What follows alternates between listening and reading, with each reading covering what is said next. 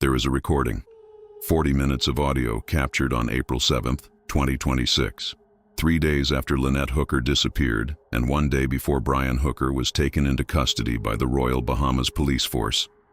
A phone call between Brian and two people he trusted completely, people he had sailed with, people he had shared meals with, people who, in his mind, had every reason to believe what he told them and no reason at all to question it. Brian Hooker did not know the call was being recorded. CBS News obtained that recording. They verified it.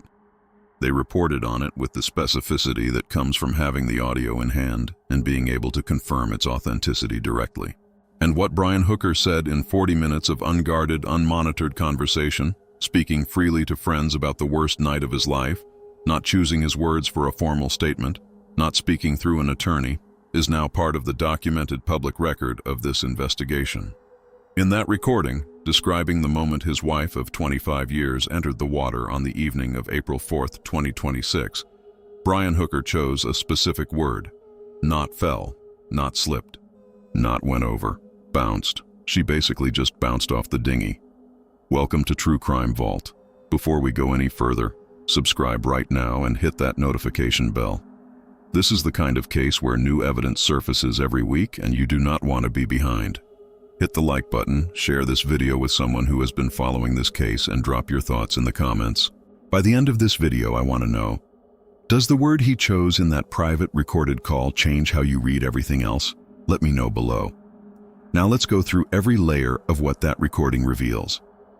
Marn and Blaine Stevenson met the Hookers in late 2023 while anchored near each other in Bradenton, Florida. They sailed together, they shared meals.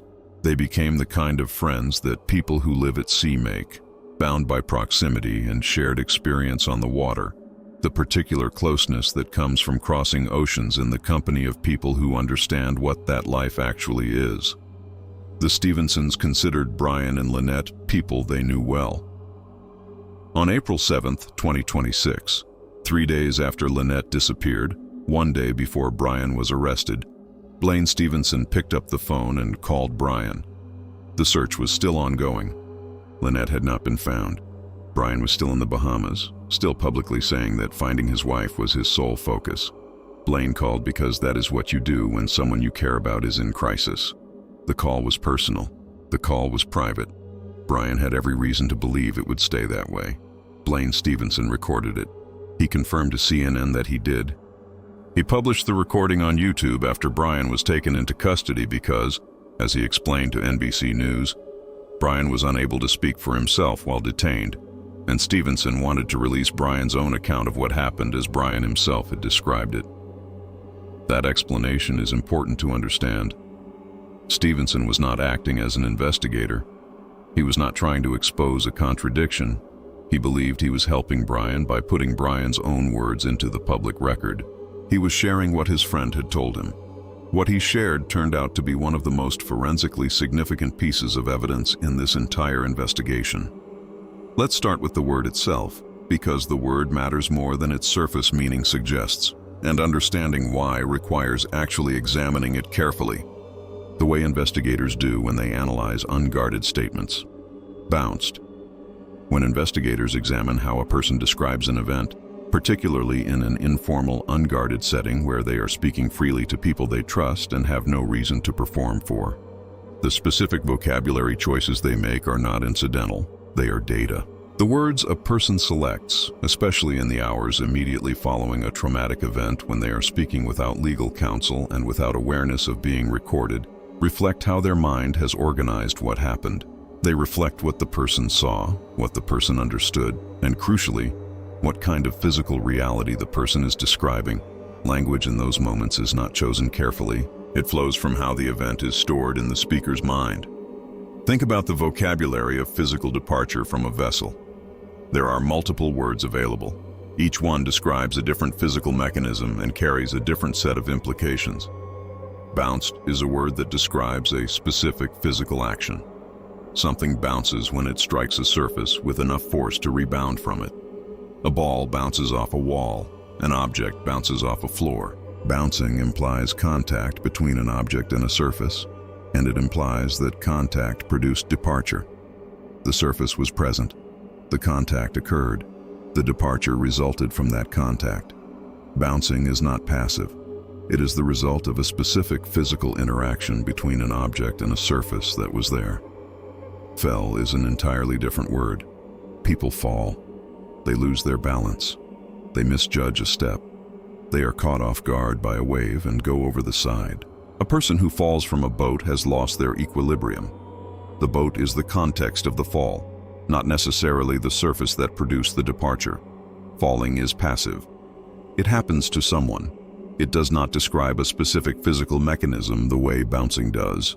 Fell is the most natural word a grieving person who witnessed an accidental overboard event would reach for instinctively. It is emotionally accessible. It does not raise additional questions about how the departure was produced. Slipped is different again. Slipping implies a specific failure, traction, a foot that found no purchase on a wet surface, a handhold that gave way. Slipping still places the cause in conditions, but it adds a specific physical mechanism. The surface failed to hold. Like fell, it is passive. Something failed and the person departed as a result. Brian used neither of those words. He used bounced. And he used it with two specific qualifiers, basically and just, that linguistically soften the word without changing its physical content. Basically just bounced. He minimized the event while retaining the specific physical description. She basically just bounced off the dinghy. The entire phrase is documented.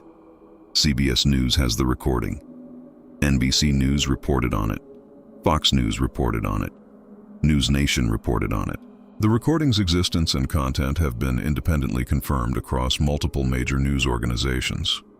The word is in the public record, and it is not going anywhere.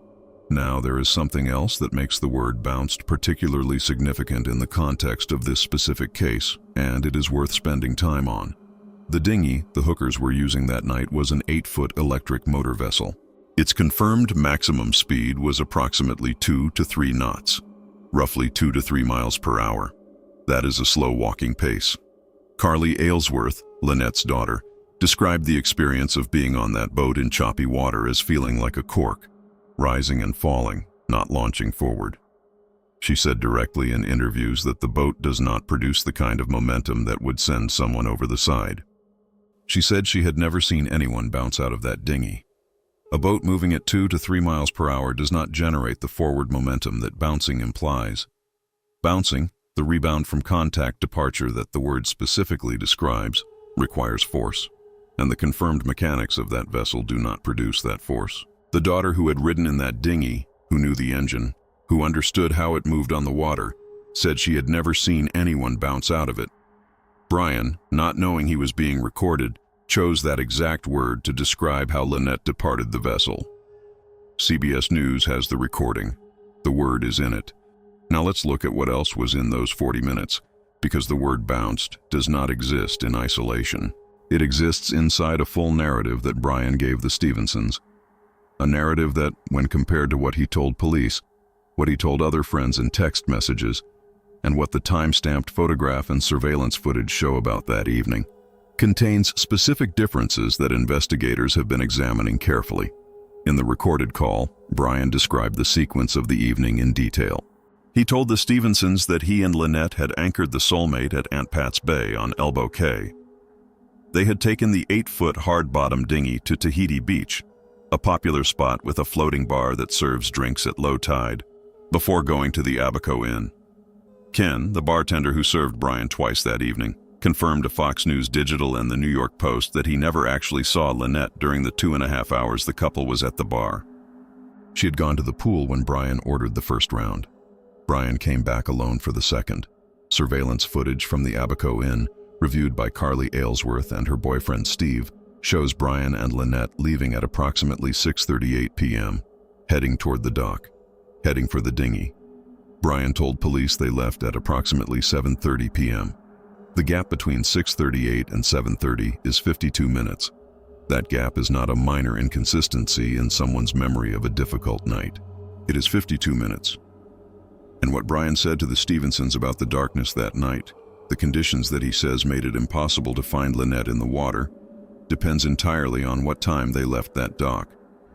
In the call to the Stevensons, Brian said that the sun set basically 10 minutes after she fell over. Let's examine what that means against the documented record.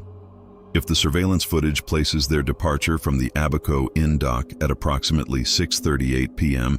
and the dinghy crossing to the Soulmate takes approximately 15 minutes, then an incident occurring during that crossing would place it at approximately 6:50 to 6:55 p.m.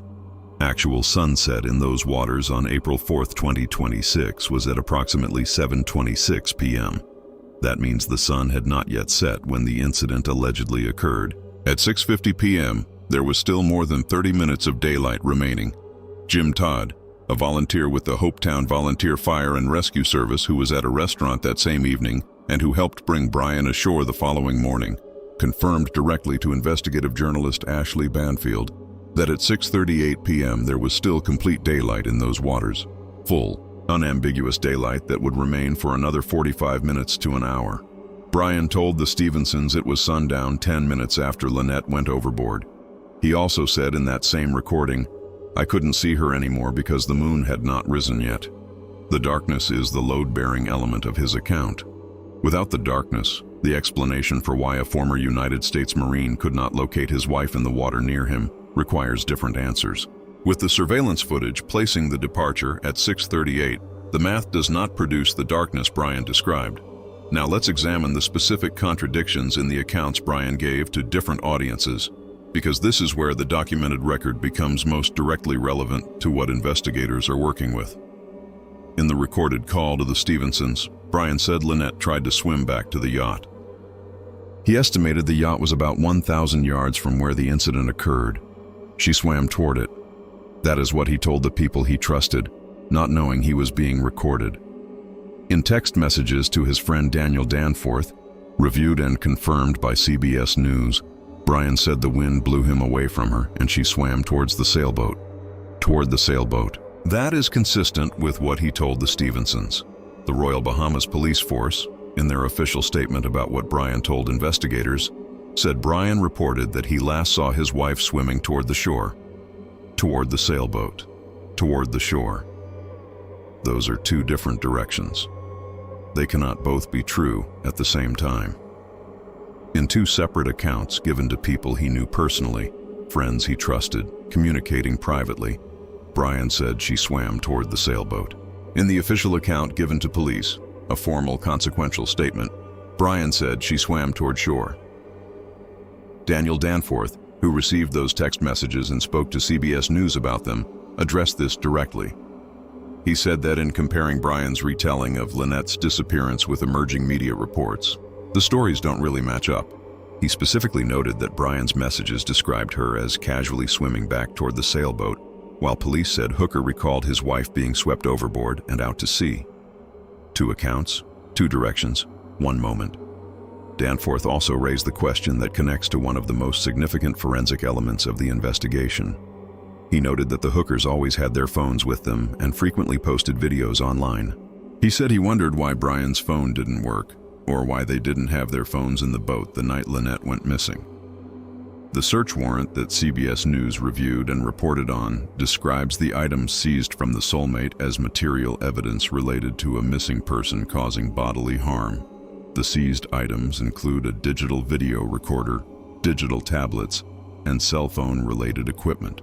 The U.S. Coast Guard confirmed to Lynette's mother that Apple Watch data is being analyzed. Those devices are in the hands of investigators. What their location data, communication logs, and digital activity records show across the hours of April 4th has not been made public. What has been made public is the recording.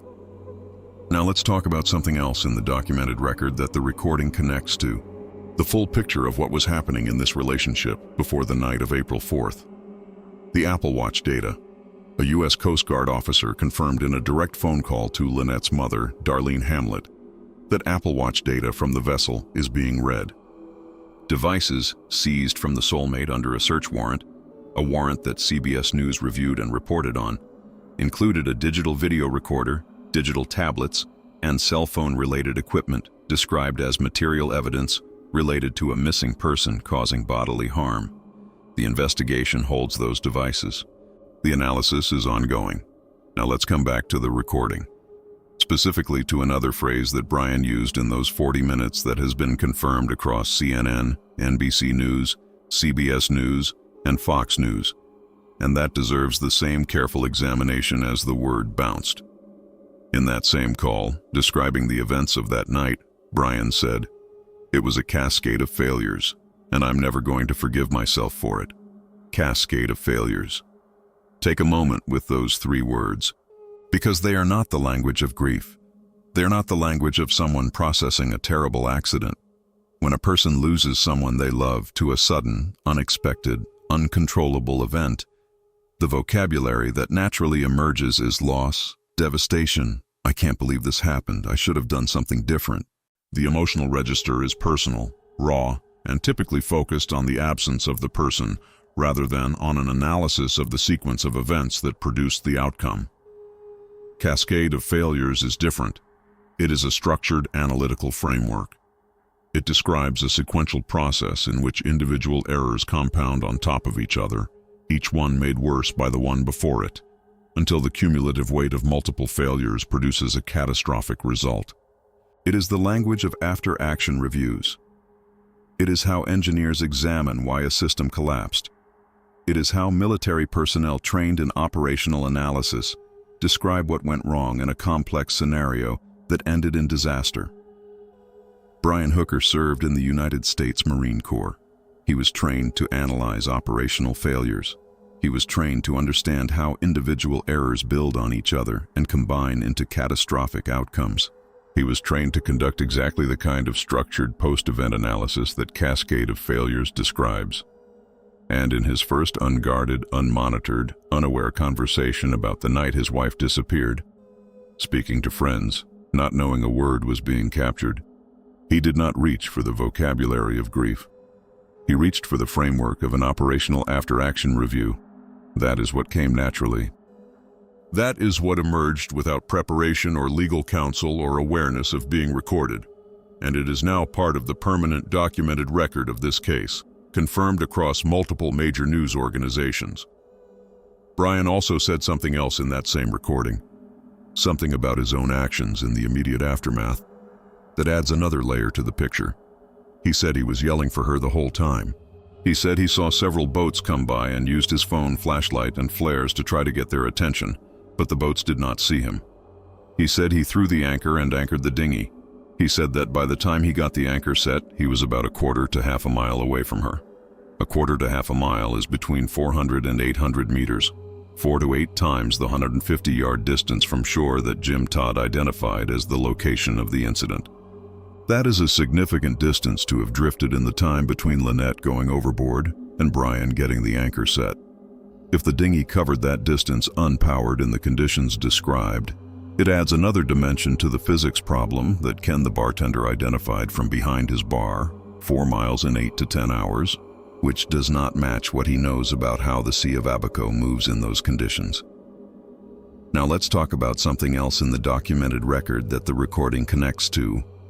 The full picture of what was happening in this relationship before the night of April 4th, and why it matters to how we read everything in that 40-minute call. Lynette Hooker was a woman who had been living aboard the Soulmate with Brian for years. She had been around boats and water since childhood. She was fit, strong, an experienced swimmer who knew those Bahamian waters and had been making dinghy crossings regularly for 2 years straight. Her daughter Carly told CBS News directly, "She's a good swimmer. She can't just have fallen off the boat." What the private record shows, separate from the social media documentation of a life that looked joyful from the outside, is a relationship that had real fractures running through it. In January 2026, 3 months before April 4th, Lynette told her daughter Carly about a confrontation with Brian in which he had threatened to throw her overboard. Carly confirmed this to CNN and to Fox News Digital. The words were specific. The threat was specific. And 3 months later, Lynette was in the water. The 2015 police report exists in public records. Lynette told an officer that Brian had choked her during an altercation that year. The case was closed for insufficient evidence as to who initiated the confrontation. That report is now part of the investigative record. And then there are the 2024 text messages that Maren Stevenson, whose husband Blaine made the April 7th recording, Received from Lynette. CBS News obtained and confirmed those messages. In them, Lynette wrote, "I guess it was too much closeness. We decided to call it quits. I'm not going back." When Marn asked if the two could reconcile, Lynette wrote, "It was real bad. I can't be out there with him." A month after sending those words to her friend, she went back. She was still at sea with Brian on April 4th, 2026. Now hold everything together. Marn Stevenson received private messages from Lynette in 2024, saying she could not be out there with Brian, that it was real bad, that she was not going back. 2 years later, Marn's husband records a call in which Brian describes the night Lynette disappeared, not knowing that the woman beside Blaine had read those private messages, not knowing any of it was being captured. He trusted them completely. He spoke freely. And what he said freely to people he trusted completely, unaware that every word was being preserved, is now part of the documented public record of 2 active criminal investigations. In January 2026, 3 months before April 4th, Lynette told her daughter Carly about a confrontation with Brian. Carly confirmed this to CNN and to Fox News Digital. Lynette described a confrontation in which Brian had threatened to throw her overboard. 3 months before she entered the water on the evening of April 4th, Lynette told her daughter about a threat that used those specific words. The 2015 police report exists in public records. Lynette told an officer that Brian had choked her. The case was closed for insufficient evidence as to who initiated the altercation. That report is now part of the investigative record alongside everything else. But it is the text messages that Marn Stevenson received from Lynette that add a particular dimension to the recording her husband made on April 7th. Because those 2 things, what Lynette wrote to Marn in 2024, and what Brian said to Blaine on April 7th without knowing Marn had received those messages, sit in the same relationship in a way that is difficult to process. CBS News obtained and confirmed those 2024 messages. In them, Lynette wrote to Marn, "I guess it was too much closeness. We decided to call it quits. I'm not going back." When Marn asked if the two could reconcile, Lynette wrote, "It was real bad. I can't be out there with him." A month after sending those messages to her friend Marn, Lynette went back to the soulmate. She was still at sea with Brian on April 4th, 2026. Now hold that alongside the April 7th recording. Marn Stevenson received private messages from Lynette in 2024 saying she could not be out there with Brian, that it was real bad, that she was not going back. 2 years later, Marn's husband records a call in which Brian describes the night Lynette disappeared. And Brian does not know that the woman sitting beside Blaine when he took that call had read those messages from Lynette. He does not know that Marn knows what Lynette wrote. He trusts both of them completely. He speaks freely. The Stevensons are not peripheral figures in this case. They are people woven deeply into the fabric of both Brian's and Lynette's lives. Friends made at sea, people who had sailed with them, shared meals with them, trusted them, and been trusted by them. And they are now, through a recording made in April and through messages received in 2024, holders of 2 pieces of the evidentiary record that investigators are working with. Blaine published the recording because he wanted Brian's own words in the public record. What he put in the public record was bounced, in cascade of failures. And the sun set basically 10 minutes after she fell over. A timeline that the documented sunset data and Jim Todd's direct observations place in conflict with the conditions Brian described. Let's put the complete picture of what the recording establishes clearly in front of you, because it is the combination of elements that matters.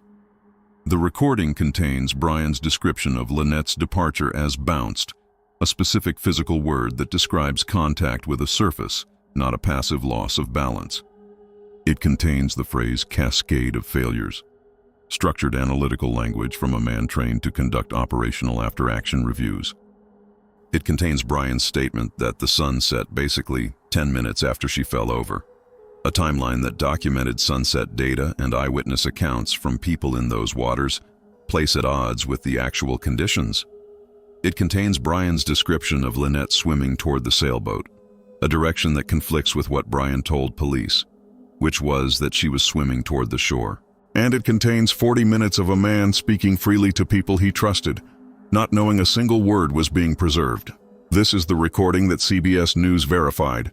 This is the recording that Blaine Stevenson published believing he was helping Brian. This is the recording that is now in the hands of investigators running 2 active criminal inquiries from 2 governments. Brian Hooker has said publicly in his first interview after his release from custody that he never harmed Lynette and never would harm Lynette, and that he wants to find her.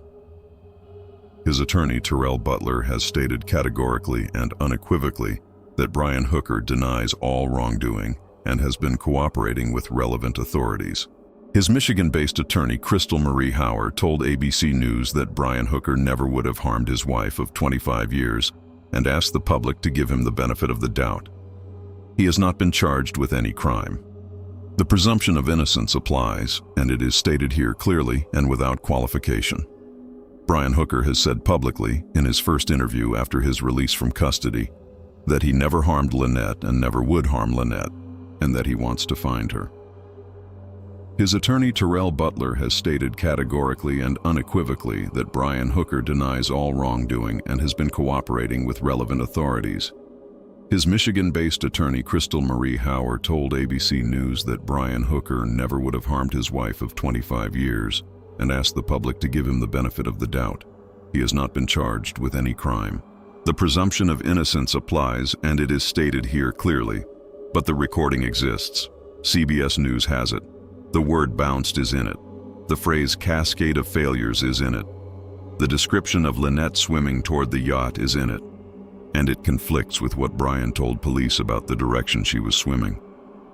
The timeline placing the sun setting 10 minutes after she fell over is in it, and it conflicts with documented sunset times and with Jim Todd's direct observation of conditions in those waters. The Royal Bahamas Police Force Commissioner confirmed to NBC News that Brian Hooker remains a named suspect who has not been cleared and can be rearrested. The U.S. Coast Guard criminal investigation remains open. The devices seized from the soulmate under a search warrant are being analyzed. The Apple Watch data is being read. The recording is in the hands of investigators. 40 minutes of a man speaking freely to friends he trusted, describing the worst night of his life, not knowing a word was being captured.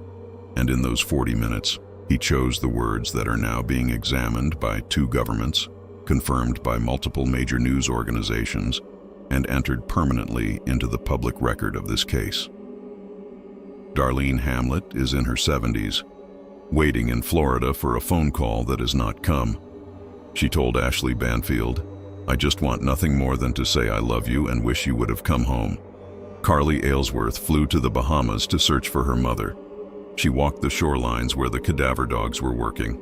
She sat on the dock, looked at the soulmate sitting in the water, and said out loud, to nobody who could hear her, "Hey Mom, I'm here, wherever you are." Lynette Hooker called the ocean her happy place.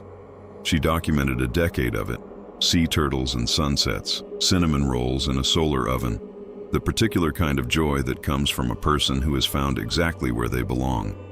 She was fit and strong. She had been swimming since she was a child. She told a friend in January 2026 about a threat that used the words overboard. 3 months later, she was in the water. And the man who described that moment to the friends he trusted, not knowing a single word was being recorded, not choosing his language for investigators or attorneys or the public record, reached for one specific word to describe how she got there. Not fell, not slipped, not went over, bounced. CBS News has the recording. The investigation has everything else. And Lynette Hooker deserves every word examined honestly, every account compared carefully, every documented difference followed completely to wherever it leads. If you have any information about the disappearance of Lynette Hooker, please contact the Royal Bahamas Police Force or the United States Coast Guard. Both investigations remain active. Brian Hooker has not been charged with any crime.